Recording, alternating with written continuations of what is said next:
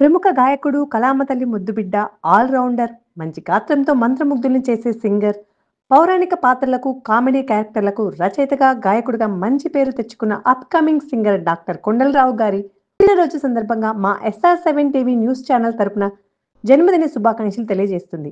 Wish you many more happy returns of the day sir.